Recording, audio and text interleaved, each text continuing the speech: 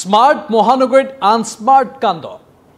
smart মহানগৰী নহয় এইখন যেন জমদূতৰ নগৰী ঠিক তেনেকুৱা এটা ঘটনা আকৌ এটি শিশুৰ মৃত্যু হৈছে উন্মুক্ত নলাত পৰি নমস্কাৰ স্বাগতম news 18 Assam north east area হৈছে পোনপটীয়া সম্প্ৰচাৰ ষ্টুডিঅ'ত মই প্ৰাঞ্জল দৃশ্য দেখুৱাম আপোনালোকক দৃশ্যবোৰ দেখিলে আপোনালোকে অনুমান কৰিব পাৰিব এটি কণমানি শিশুৰ হৈতে কি হ'ল আজি গুৱাহাটীত এই দৃশ্যটো চাওক মন কৰক এই শিশুটি আহি আছিল হঠাৎ পৰি গ'ল পথচাৰী 2-3 জন আহি আছিল বেছি কাষত কোনো মানুহ আছিল এই শিশুটিৰ এই নলাটোত পৰি এনেধৰণে মৃত্যু হ'ল আৰু এই ঘটনা অতি ভয়ংকৰ ঘটনা আৰু এই ঘটনা এতিয়া সন্ধিয়াৰ সময়ৰ পৰা গুৱাহাটীৰ সাইকেল ফেক্টৰী অঞ্চলটো কপাই গৈছে সাইকেল ফেক্টৰীত এই ঘটনাটো সংঘটিত হৈছে উন্মুক্ত নলাৰ বাবে এটি শিশুৰ মৃত্যু হৈছে আৰু নিৰ্মীয়মান নলা হেতু নিৰ্মীয়মান নলাত পৰি 3 বছৰীয়া এই শিশুটিৰ মৃত্যু হৈ গ'ল 3.5 বছৰ হৈছিল সুমিত কুমাৰ এই শিশুটিৰ নাম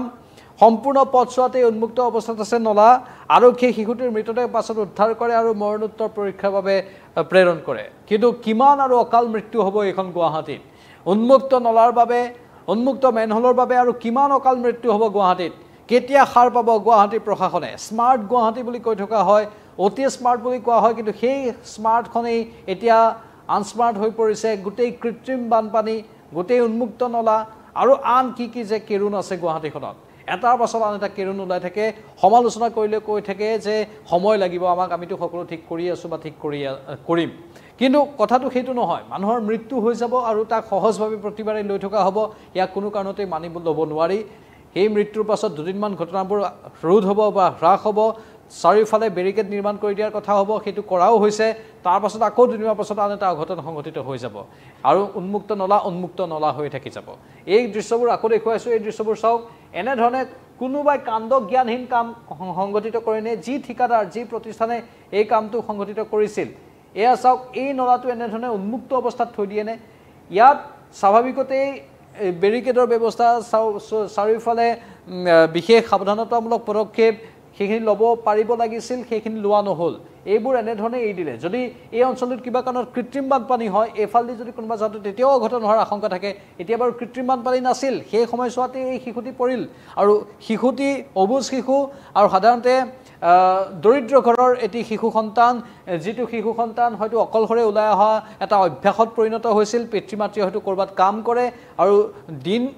দৈনিক উপাৰ্জনৰ বাবে পিতৃ মাতৃ কাম কৰিবলৈ বাধ্য আৰু শিশুটি এনেধৰণে হয়তো খেলে ধুলে বা বাহিৰলৈ ওলাই আহে আৰু আজি হঠাৎ এই অঘটনটো সংঘটিত হৈ গ'ল এই পথেদি দুজনমান মানুহ অহা যোৱা কৰি আছিল গাড়ী এফালদি চলি আছিল পথটোত উৰণ সেতু যিহেতু নিৰ্মাণ কৰি থকা হৈছে এই মানুহবোৰে তলকিব নোৱাৰিলে পথচাৰীসকলে তলকিব নোৱাৰিলে অলপ দূৰত আছিল কাষত কিন্তু এজনো মানুহ নাছিল কোনেও তলকিব নোৱাৰিলে মাত্ৰ চিচিটিভিত এই দৃশ্যবোৰ বন্দী হৈ গ'ল অতি দুৰ্ঘটনাজনক আৰু তাৰ পাছতে এনেধৰণে সন্ধিয়াৰ সময়ত একাংশ লোক ওলাই আহিছে আৰু ওলাই আহি তেওঁলোকে মনৰ অসন্তুষ্টি প্ৰকাশ কৰিছে গুৱাহাটীৰ এই ব্যৱস্থাবোৰক লৈ গুৱাহাটীত বৰ্তমান যি অৱস্থা সেই অৱস্থা সঁচাকৈয়ে লাজ লগা অৱস্থা এই গুৱাহাটীখনত কিমান কি অঘটন সংঘটিত হৈ থাকে কৃত্ৰিম বানপানীয়ে জলাকলাটো খুৱাই থাকে আন কেতবোৰ অসুবিধাৰ কথা আমি জানোৱেই সেই অসুবিধাবোৰ দূৰ কৰিবলৈ চেষ্টা অৱশ্যে কৰা হৈছে বুলি কৈ থকা হয় কিন্তু সেই চেষ্টাবোৰ বিশেষ কামত নাহেগৈ কাৰণ একাংশ ঠিকাদাৰ একাংশ বিভিন্ন কামত নিয়োজিত ব্যক্তি জিএমচিৰ দ্বাৰা পৰিচালিত একাংশ কাম এনেধৰণৰ বহু ক্ষেত্ৰত যিবোৰ কাম আচলতে অতি নিষ্ঠা সহকাৰে কৰিব লাগে অতি ত্ৰুটি নোহোৱাকৈ কৰিব লাগে সেই কামবোৰেই ভালদৰে কৰা নহয় আৰু সেই কামবোৰ ভালদৰে নকৰাৰ বাবে এতিয়া কাক দোষাৰোপ কৰিব এটা বৃহৎ যদি পৰিসৰ আমি চাওঁ ইয়াত জড়িত হৈ আছে ইয়াত বহু মানুহ জড়িত হৈ আছে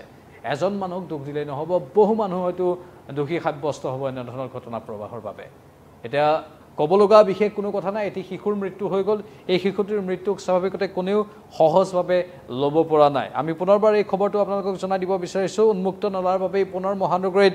ভয়ংকৰ ঘটনা সংঘটিত হ'ল মহানগৰীত উন্মুক্ত নলাত পৰি শিশুৰ মৃত্যু হ'ল নিৰ্মীয়মান নলাত পৰি মৃত্যু হৈছে 3 বছৰীয়া শিশুটিৰ মহানগৰীৰ চাইকেল ফেক্টৰীত এই শোকাবহ ঘটনা মৃত শিশুটিৰ নাম সুমিত কুমাৰ সম্পূৰ্ণ পথছোৱাতে উন্মুক্ত অৱস্থাত আছে নলাসমূহ